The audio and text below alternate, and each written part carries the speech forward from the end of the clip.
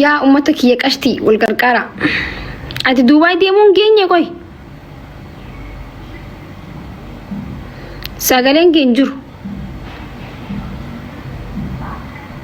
Tira man godhadhe gudii akka godhu. Ay maakusaas nasriidha dawwaliin meen namuudha foolii dawwaliin beeku erga sana. Haajaa teetiif barsiituu dawwalachuu qaba bareeduti. Hin qabu kaa silkiin ittiin dawwalu. Eessaan barreessitiif irraa fudhadhuree haajaa ofii abbaan tokko ispoonsara siifin ta'aa hunda siifin godha gisee jiru. Inni siifin godha erga jeefuu jala deemtee iyyafatu qabdu.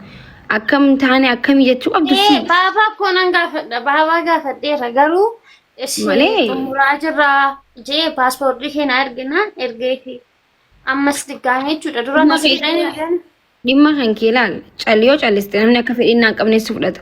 Jala deeman dhurti waliin maalirra jirtanii akkam jirtanii nama jee gaafadhu calliyoo itti akkam namni yoo cal jette maal sii godha namni gaayis wal qarqara dhimmi ofii abbaa jala deemata shi.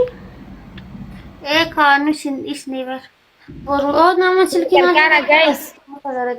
Guys, tap goda inde warri nu bira kun biash ibbu malle gala sinimmo ibbu mata kalle gala bakatti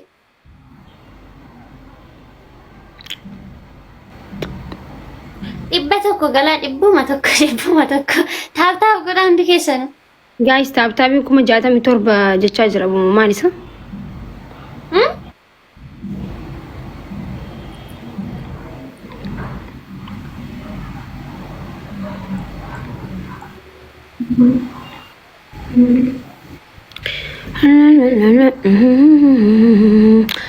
أنا كبرى كويسة متي بعيدة كله تمام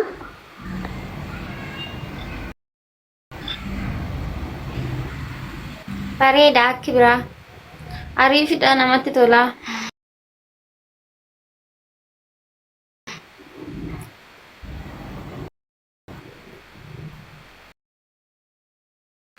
Unggotu ati enyu anmo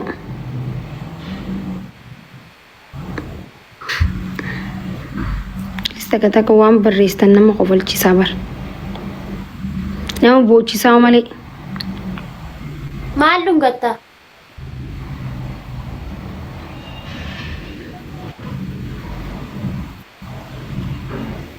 tap goda guys tap goda Jira wallah alhamdulillah.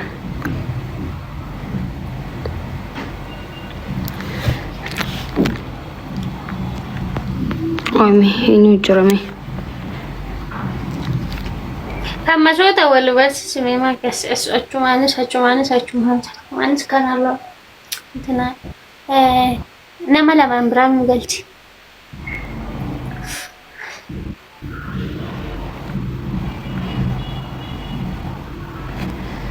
Orsen ame ora tabachu dandeessan. Eessatti seen gastii irratti Gaastii hootu gaastiin seenisa. gastii gal jira bakka nan dhufa Ofeete taphadhu immoo yoo barbaade taa'uu dandeessa rakkoon